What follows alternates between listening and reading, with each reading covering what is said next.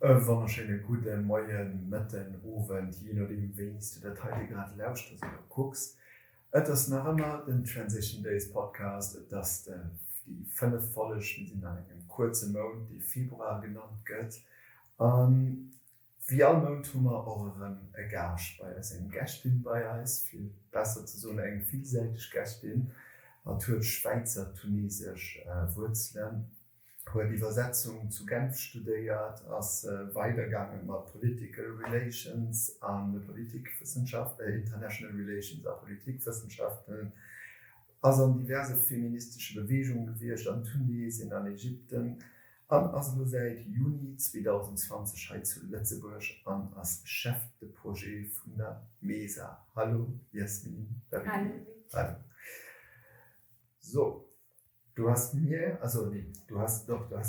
eine Kiste mitgebracht, ein Geschenk an dich. Da steht drauf: The girls are coming out of the woods. Wenn man reinschaut, findet man Shampoo, ja? Genau. Und Ingwer-Senf drin. Und jetzt ist das Ingwertee und so ein paar Rosenblüten. Und genau. Was ist das? Warum hast du mir das mitgebracht? Genau. Das ist ein Geschenk für eine Freundin, aber ein paar Wochen für Weihnachten. Das fand ich mega cool, weil das ist eine alte Teeschachtel und die ist abgesickert. Also sie hat ein Foto, die zu mir passt, sie dachte, weil ich ziemlich aktiv bin und war in die feministische Bewegung in der Schweiz. Und dann da hat es sie also als neue Packaging gemacht. Und das Shampoo ist eigentlich in Luxemburg gemacht und das ist also Bio und das ist ein bisschen so die Essenz irgendwie von der MESA. Also wir versuchen die, also mit was wir haben, wieder neue Sachen zu machen, upcyclen. Wir versuchen die lokale Wirtschaft zu unterstützen, so viel wie möglich, und wir versuchen auch biologische Produkte anzubieten und zu fördern. Genau. Und das Tee, also da habe ich bin von Zero Waste Bewegung auch. Und ja, ich versuche immer, was ich habe, wieder zu verwenden. Und ja, dass die Glasdose, ja, also ja, das Gläschen ist oft sehr praktisch halt. Und ja, das Tee eigentlich ist auch von Luxemburg. Also ich fand es sehr cool. Und ja, es ist irgendwie substanziell, was wir eigentlich in der MESA machen. Was ihr da macht, dafür würde ich ganz gerne noch mal ganz kurz ungefähr auf deinen Lebenslauf ein bisschen ganz kurz eingehen, ja. Weil als wir darüber gesprochen haben, das war recht viel. Das heißt, auf der einen Seite, oder wenn ich jetzt so als Außenstehender, wenn ich mir meine Notizen anschaue, gibt es auf der einen Seite also die feministische Seite, und dann gibt es diese Zero Waste, die nachhaltige Seite, und dann gibt es aber auch noch die Politikseite. Also auf jeden Fall, weil du studiert hast. Ja. Sind das dann die 3 Komponenten, die man in der MESA braucht? Braucht es das für so das Thema in diesem Monat ist ja auch Wohnzimmer, braucht man das, um die Gesellschaft voranzukriegen, was ihr ja auch da haben wollt, wenn ich das richtig verstehe. Ist das so? Also vor allem, ich glaube, ich würde von Engagement sprechen. Wenn man feministisch oder nicht ist, ich glaube, das hängt nicht darauf an, aber klar, da muss man schon ziemlich offen sein. Ja, mit Fairtrade und so, da geht es auch um Menschenrechte generell, nicht nur Frauenrechte. Und Zero Waste, ja, MESA fördert kein Packaging und besonders kein Plastik sowieso und lokal und biologisch so, wie es möglich ist. Und das dritte, Politik, also ich habe Politik studiert, das heißt nicht, dass ich in Politik, also in die Partei und solche Strukturen engagiert bin, aber ja, da muss man schon ein Bewusstsein, wo man ist, wer man ist, wie man konsumiert, und das ist schon politisch. Alles, man sagt auch oft, alles ist eigentlich politisch. Und bei der MESA, was eigentlich sehr wichtig ist, wir versuchen die Leute wirklich Tools zu geben, damit sie mehr informiert sind, weil wenn man informiert ist, da kann man wirklich ganz selbstbewusster wählen, was man konsumiert, wo wir gehen, also das Transport, das wir brauchen. Also wenn man informiert ist, da hat man auch mehr Macht. Ich würde konkreter darauf eingehen, weil du hast oder auf der Homepage von der Lisa wird beschrieben, das steht nicht genau so da, aber vom Sinn her, alle sind ein bisschen zu langsam, wir müssen die Dinge jetzt selbst anpacken, sonst kommen wir nicht voran. Das steht nicht genau so da, aber so in etwa. Und jetzt sagst du, ja, okay, man muss sich informieren und dann kann man bewusster entscheiden. Kannst du mir mal ein konkretes Beispiel davon geben? Ja, also zum Beispiel, wir hatten letzte Woche eine Fresque du Climat gemacht. Und das Fresque du Climat, das heißt so, weil das ist eigentlich eine NGO von Frankreich. Und das ist einfach ein Tool. Also man ist mit einer Animateurin und Animateur für das Abend zusammen und man bekommt Karten, die eigentlich total gemischt sind. Und jede Karte ist irgendwie ein Faktor oder eine Konsequenz vom Klimawandel. Und es gibt einen Start, es gibt ein Ende oder verschiedene Enden und es gibt halt so Wegen. Und dann versucht man mit den anderen zu verstehen, wo ist das Anfang, wo ist die Ende und wie läuft irgendwie dieses Domino-Spiel. Und da versteht man also, wo man steht, was sind die Konsequenzen von unserem Konsum auch und was kommt schon vorher. Und dann die Idee ist, da versteht man, wie es geht und man kann auch selbst dann wählen, wie kann ich als einzige Person das beeinflussen auf jeden Tag und ohne, dass ich irgendwie alleine in die Bergen in einer Hütte lebe, sondern in meinem Alltag. Und das ist wirklich eine ganz konkrete Diskussion, die wir danach haben.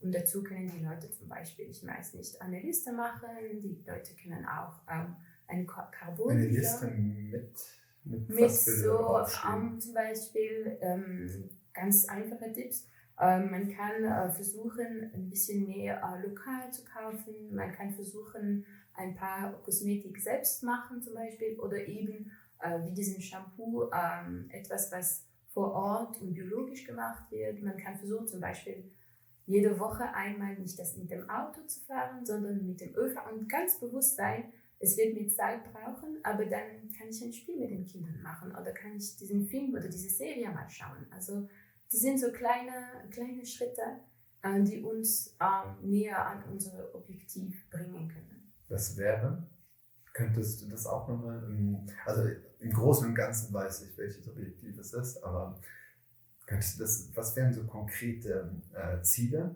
mit den konkreten Maßnahmen? Sind die kleinen Schritte, wie kriegt man die vergrößert? Und welches Ziel wäre dann auch so zum Anfassen quasi? Ja, also zum Beispiel, ich spreche von Zero Waste, weil das kenne ich ganz gut. Man kann wirklich seinen Abfall mal nehmen und versuchen zu verstehen in einer Woche oder in einem Monat, was man produziert. Und dann kann man wirklich checken, jedem Produkt, woher kommt das? Kann ich das irgendwie vermeiden? Und wenn es nicht geht, gibt es irgendwie eine Alternative, die nicht so schlecht wäre. Und zum Beispiel, ja, da kann man sehen, vielleicht eine Zahnbürste, das hätte ich auch nehmen können.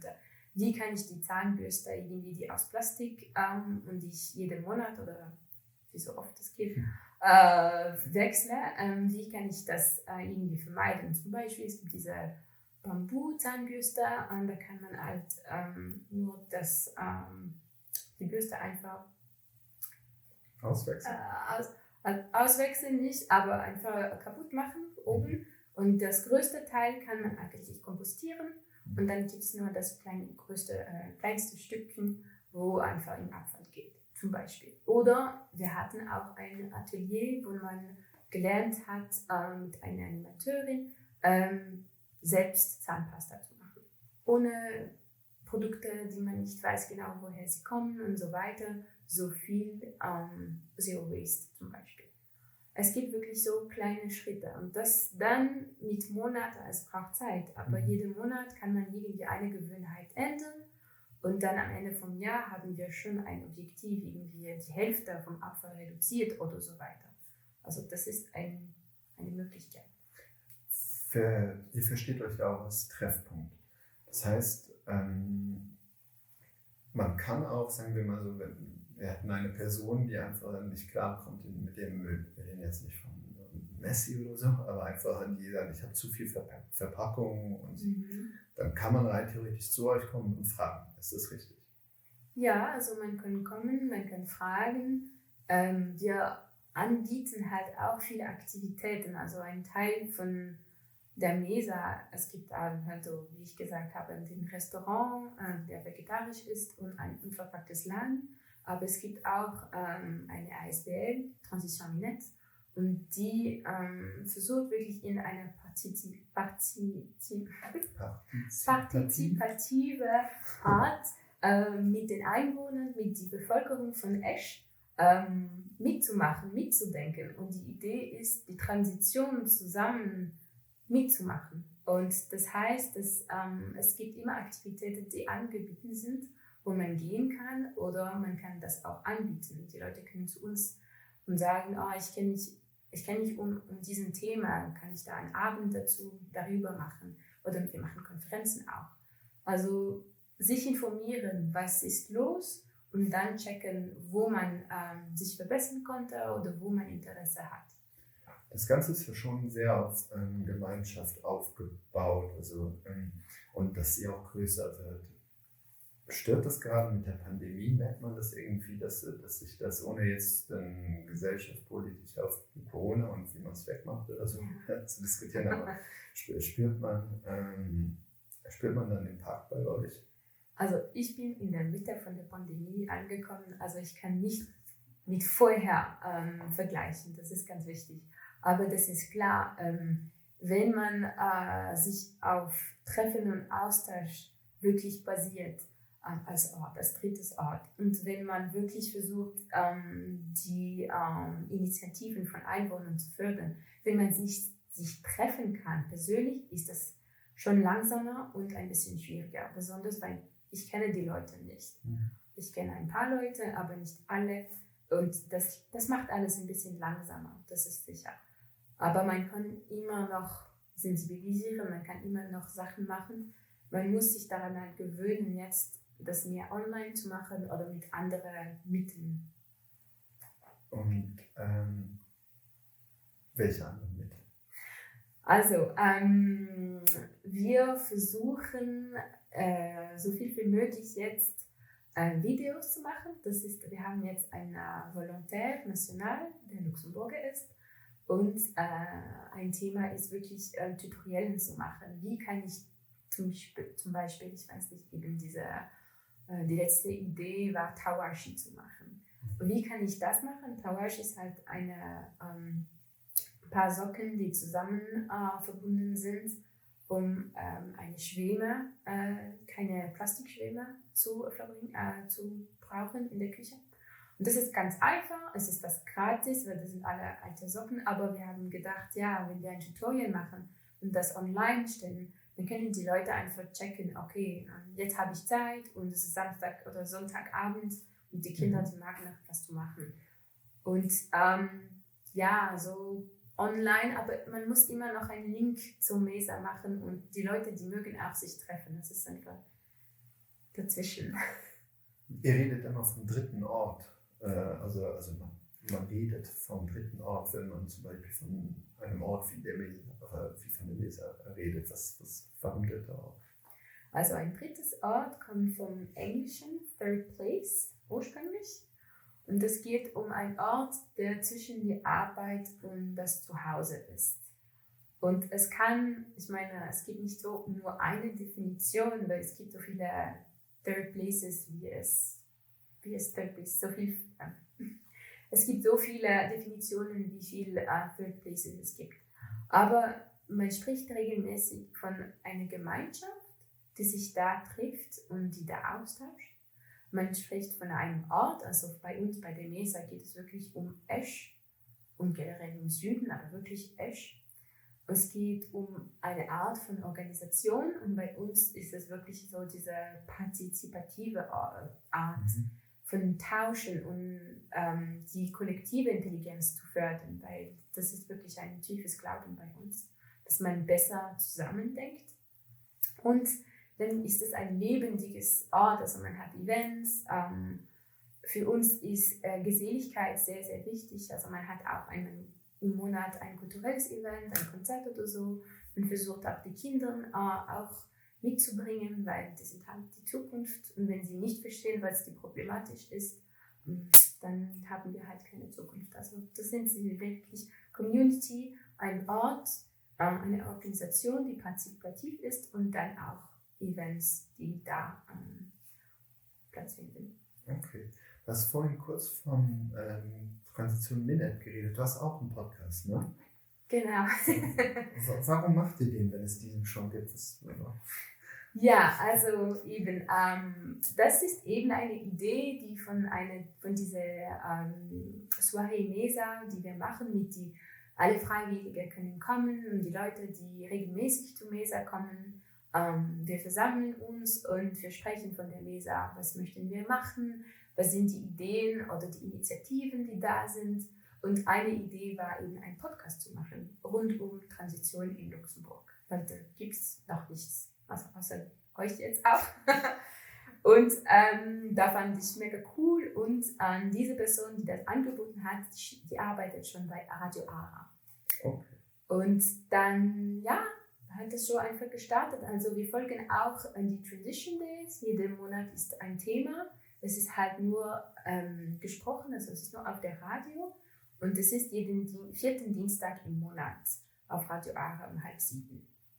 Und diesen Monat wird auch rund um Engagement, genau. Sag mir, hat man mittlerweile mit dieser Bewegung, oder kannst du schon irgendwo sehen, noch so als letzte Frage, was sich geändert hat mit solchen Initiativen? Kannst du irgendwie sagen, ja, deswegen lohnt es sich jetzt weiterzumachen? Und genau. Also gerade jetzt in Luxemburg, also ich würde sagen von Europa, normalerweise werden zum Beispiel Plastiktüten verboten ab Juli 2021 in ganz Europa. Das ist ein riesen Schritt eigentlich. Man sieht dann, wir werden dann sehen mit Covid, wie das geht, aber das ist ein klares Ziel zum Beispiel. Und das wäre eigentlich ohne das Engagement von Tausenden, Millionen Leute nicht zu diesem Punkt angekommen. Das ist wirklich ein Druck, die Leute, die sich zusammen engagieren, auf der Politik, auf Strukturen, auf das Industrie mitbringen. Aber eben wie gesagt, sich engagieren heißt nicht unbedingt auf die Struktur einen Druck zu stellen oder jeden Samstag eine Demo zu gehen. Aber das kann wirklich ganz einfach starten mit wirklich sich informieren. Und wie ich gesagt habe, das ist wirklich die Basis, um selber bewusster wählen zu können. Und dann kann man kleine Sachen so an Aktivitäten mitmachen, mitteilen, davon sprechen, dieses Ort bietet das an oder diese Bewegung, die macht das, weil es gibt viele Leute, die das nicht kennen. Dann kann man auch mit Kollegen sprechen, mit Nachbarn, mit unseren Kindern, sie schon sensibilisieren oder mit unseren Eltern. Also die Info, die muss einfach rund um den Kreis laufen. Genau. Super. Und dann... Entschuldigung. Und dann gibt es auch eben auf die höhere, also die andere Niveau, also man kann sich eine Bewegung mit einer Bewegung mitmachen und dann regelmäßig mitmachen oder nicht und dann eben... Also die Zero Waste zum Beispiel. Ja, oder die Transition Luxemburg oder beim CEL sich engagieren. Es kommt darauf an, wo man lebt auch. Es gibt nicht immer überall alles. Aber da kann man sich regelmäßig mehr engagieren. Und eben dann auf ein strukturelles oder politisches Niveau Druck stellen, Partei, Petitionen. Das ist ein anderes Niveau. Also man hat wirklich verschiedene Arten. Aber wie man oft sagt, alleine kann man Gewohnheiten ändern und zusammen kann man die Welt ändern. Und das finde ich sehr schön. Und das ist ein schöner Schlusssatz. Vielen Dank. Die liebe Leute, die helfen plus minus Gideras, Gidisch informieren und normal besser. Nächsten Monat, wo wir warten, Garage, war ich richtig informiert. Ja, Garage. Fred, ihr seid doch beim Kap. Genau, du kriegst Kaffee. Wir gehen an die Garage beim Kamil und mit mir. Und so nicht mehr was merci. Bis nächsten Monat. Eddie.